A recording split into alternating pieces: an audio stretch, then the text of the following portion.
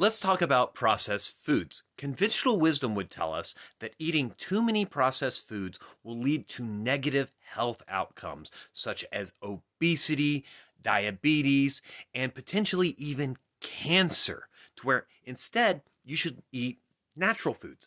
Natural foods are automatically good for you, incredibly nutritious. They will make you healthy and make you live to 100 years old.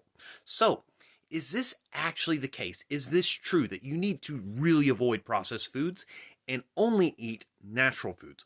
Well, no. It's more complicated than that. So the primary argument here is that natural foods must be better for you. And if it's natural, it can't be bad for you. But is that actually true? Well, I'm going to use this meme as a counter argument. Processed food was literally designed for you to eat. Organic is just some crap they found on the ground somewhere.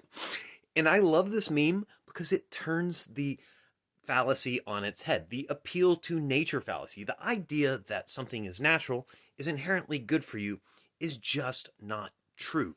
Not everything that's natural for you is good for you. Some of it is, but not all of it. For example, snake venom is 100% natural. However, it's horrible for you. It will make you very, very sick, and in some cases, depending on the snake, it could you. To where processed foods are literally designed for human consumption. Now, this is also a fallacy for obvious reasons. Just because it's designed for human consumption does not necessarily make it good for you either. But why is it that so many people think that processed foods are bad for you?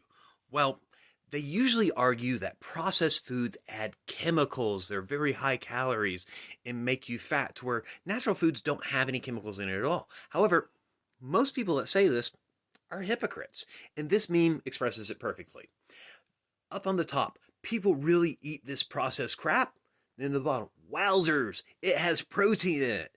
You'll notice something. Most of the people that fearmonger about processed foods, they're not concerned about these protein foods or supplements, which are by definition ultra processed food, just as processed as this stuff on the top left.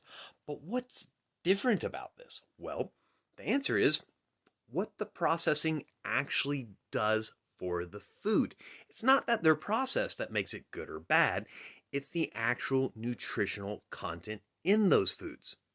So now we know that processing doesn't make food good or bad for you. It really depends, and we should instead judge this by the nutritional labels. But is there a half truth to the idea, the conventional wisdom, that eating too much processed food is bad for you? The answer is yes, and here's why. The vast majority of ultra processed foods do not have very high nutritional content, but they do tend to be very calorie dense, and they're also very, very tasty. They are processed primarily to taste incredibly good and to be able to stay on shelves for a very long time. And because of this, it's very, very easy to overeat these foods. And when you overeat these foods, you often tend to undereat those other foods that are micronutrient dense, which are better for your health. However, it's also true that many processed foods are in fact good for you. In fact, sometimes the processing makes it better for you. Those protein foods and supplements, for example. And also, there are many examples of cereals that are actually refined to have extra micronutrients in them that make them even healthier to eat. And as far as processed goes, all processed really means is that there is some process that is done to the food before they put it on the shelves at your grocery store. And this amount of processing depends on the food.